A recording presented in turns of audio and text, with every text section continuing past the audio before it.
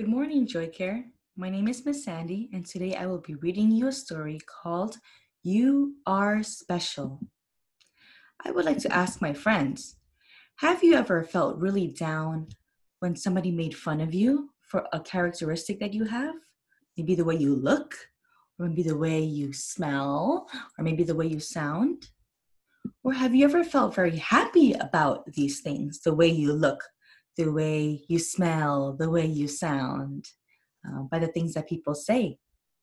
Well, today's story, we're going to be reading a story called You Are Special, written by Max Lucado and illustrated by Sergio Martinez. The Wemmicks were small wooden people. All of the wooden people were carved by a woodworker named Eli. His workshop sat on a hill overlooking their village. Each Wemmick was different.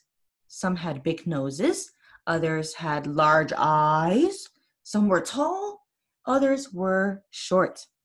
Some wore hats, others wore coats, but all were made by the same carver, and all lived in the village.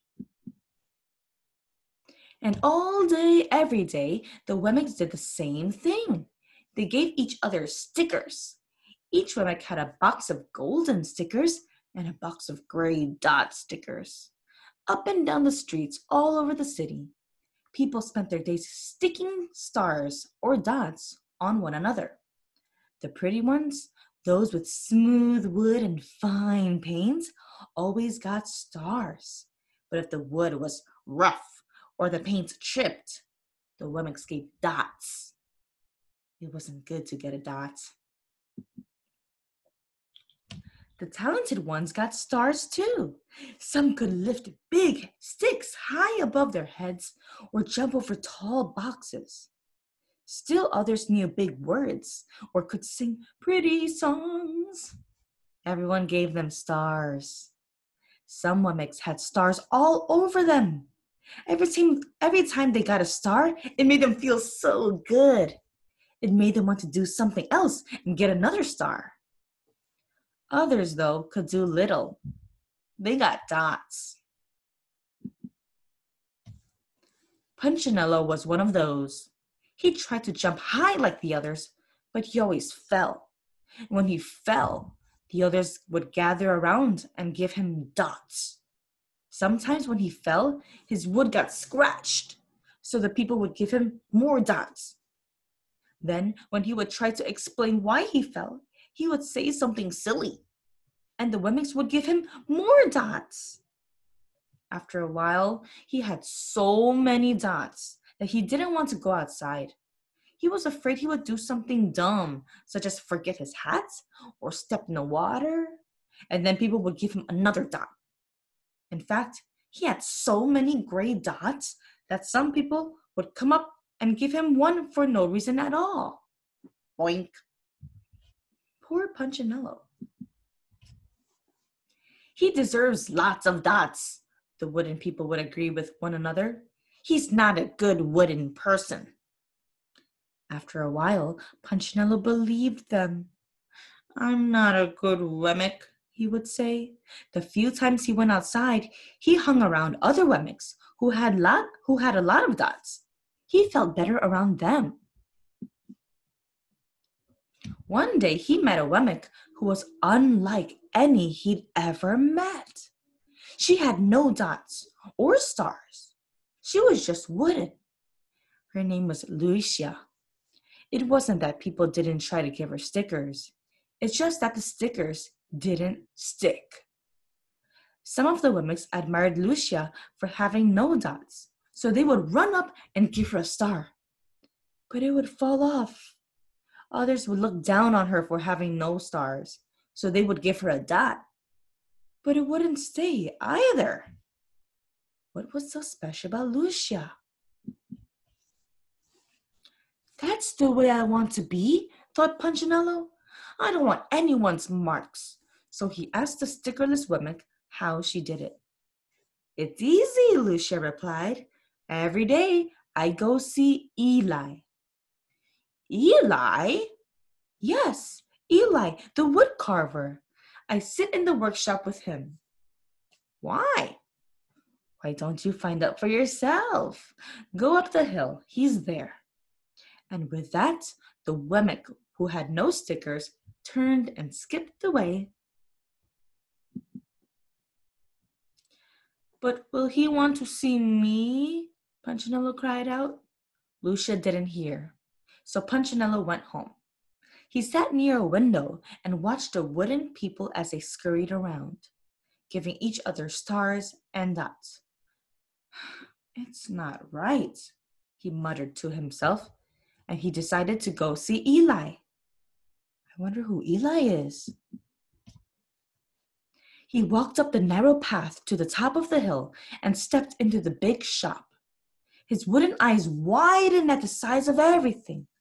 The stool was as tall as he was. He had to stretch on his tiptoes to see the top of the workbench. A hammer was as long as his arm. Punchinello swallowed hard. I'm not staying here, and he turned to leave. Then he heard his name. Punchinello? The voice was deep and strong. Punchinello stopped. Punchinello, how good to see you. Come and let me have a look at you. Punchinello turned slowly and looked at the large bearded craftsman. You know my name? The little Wemmick asked. Of course I do. I made you. Eli stooped down and picked him up and set him on the bench. The maker spoke thoughtfully as he looked at the gray dots. Looks like you've been given some bad marks. I didn't mean to, Eli. I really tried hard. Oh, you don't have to defend yourself to me, child. I don't care what the other Wemmicks think. You don't? No, and you shouldn't either. Who are they to give you stars or dots? They're Wemmicks just like you. What they think doesn't matter, Punchinello. All that matters is what I think. And I think you are pretty special. Punchinello laughed. Me? Special? Why? I can't walk fast. I can't jump. My paint is peeling. Why do I matter to you? Eli looked at Punchinello, put his hands on those small wooden shoulders, and spoke very slowly. Because you're mine. That's why you matter to me. Punchinello had never had anyone look at him like this, much less his maker. He didn't know what to say. Every day I've been hoping you'd come, Eli explained. I came because I met someone who had no marks, said Punchinello. I know. She told me about you. Why don't the stickers stay on her? The maker spoke softly. Because she has decided that what I think is more important than what they think. The stickers only stick if you let them. What? The stickers only stick if they matter to you. The more you trust my love, the less you care about their stickers. I'm not sure I understand.